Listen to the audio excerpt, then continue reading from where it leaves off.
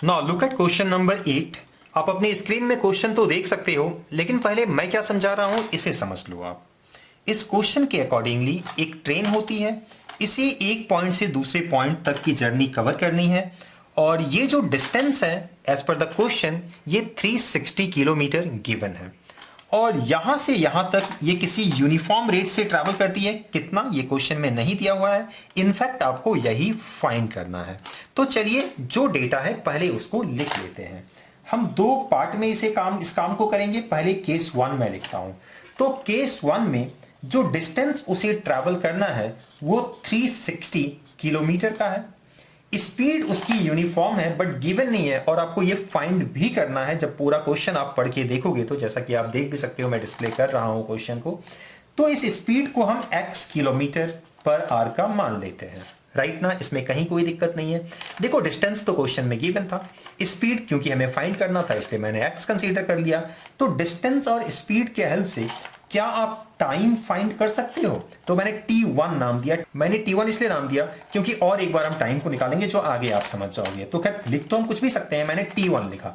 तो बताइए time is equal to, formula क्या होता है? Distance by speed. ये आप सब जानते हो ना, speed is equal to distance by time. तो time is equal to what? Distance by speed. तो डिस्टेंस कितना हो गया देखिए 360, और स्पीड कितना हो गया x, और टाइम का यूनिट ये वाला आ जाएगा यानी कि आर आ जाएगा यहां। तो आवर आपको लिख देना है। चलो ये चीज तो मुझे लगता है आपको बिल्कुल क्लियर हो गया होगा।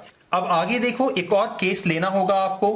केस क्या है? पूरा स्टेटमेंट क्वेश्चन में दिया हुआ है। क्वेश्चन में साफ साफ ये दिया हुआ है कि सेकंड केस या सेकंड जो सिचुएशन है उसमें जो ट्रेन है, ये वाली जो ट्रेन है, अगर वो अपने स्पीड को 5 किलोमीटर पर आवर के रेट से और बढ़ा ले, यानी कि पहले ऑलरेडी स्पीड कितनी थी? x थी।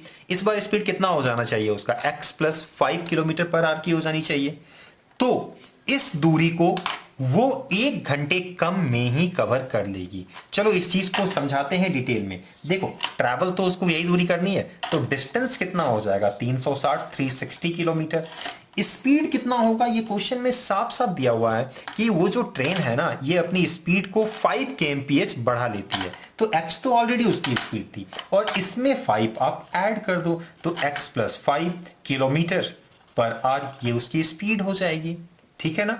तो डिस्टेंस तो सेम है लेकिन स्पीड ज्यादा हो गया है, क्योंकि स्पीड इस ट्रेन की बढ़ चुकी है। तो क्या इस दूरी को तय करने में वो समय कम लेगी? ऑब्वियसली वो कम लेगी, लेकिन फिलहाल तो हम t2 फाइंड कर लेते हैं। तो बताइए t2 क्या हो जाएगा, यानी कि टाइम कितना हो जाएगा? Distance by speed. तो डिस्टेंस तो वही रह जाएगा 360, और स्पीड लेकिन इस बार हो जाएगा x प्लस 5, और यहां r में आंसर हो जाएगा। राइट ना? अब देखो केस 1 और केस 2 में क्वेश्चन में ये साफ दिया हुआ है, जब ट्रेन अपनी स्पीड बढ़ा चुकी थी तो वो इस दूरी को कवर करने में 1 घंटा समय कम लेता है। यानी कि ये जो है 1 घंटा समय ज्यादा है और ये 1 घंटा समय कम है। तो क्या ये चीज क्वेश्चन से क्लियर होता है? t1 minus t2 is equal to 1। ये 1 घंटा होगा। अच्छा, सब कुछ आपको आर में ही लेना है क्योंकि 1 घंटा दिया हुआ है। ठीक है, तो अब बताइए t1 कितना हो जाएगा? 360 बाय x। t2 कितना हो जाएगा? 360 डिवाइडेड बाय x प्लस 5, और इज इक्वल टू ये हो जाएगा 1। चलिए आई होप इतना क्लियर होगा। अब इसे सिंप्लीफाई कैसे करोगे? सबसे पहले तो 360 को कॉमन ले लो, 1 by x minus 1 by x plus 5 is equal to 1। किसी भी तरीके से इसको सिंप्लीफाई कर दो, कहीं कोई दिक्कत वाली बात नहीं है। अब चाहो तो कैसे करोगे? एलसीएम ले लो ना, सबसे अच्छा है।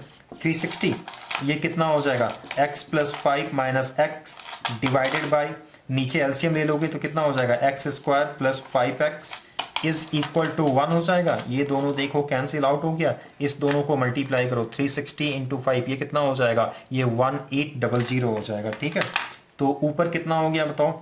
1800, और ये जब क्रॉस मल्टीप्लाई करोगे तो x स्क्वायर प्लस 5x हो जाएगा।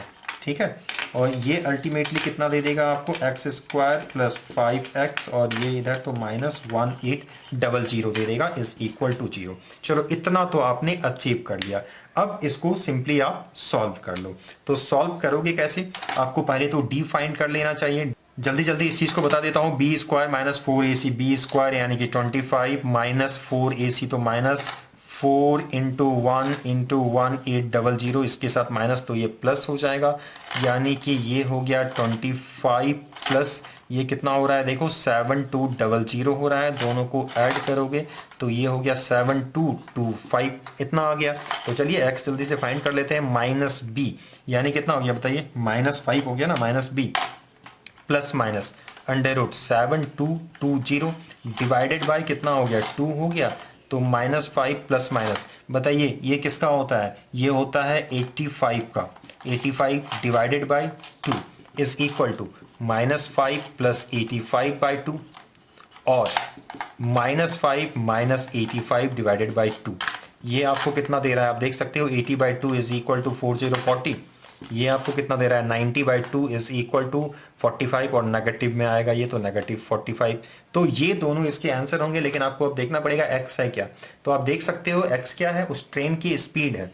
तो क्या कभी किसी ट्रेन की स्पीड नेगेटिव हो सकती है, नहीं हो सकती है। तो इसे आप रिजेक्ट कर दोगे, इसे आप सेलेक्ट कर दोगे। एक पल के लिए देखो तो वेलोसिटी तो नेगेटिव हो भी सकती है, बट टेंशन मत लो, यहाँ मैथमेटिक्स में वेलोसिटी की बात नहीं होगी, यहाँ स्पीड की ही बात होगी।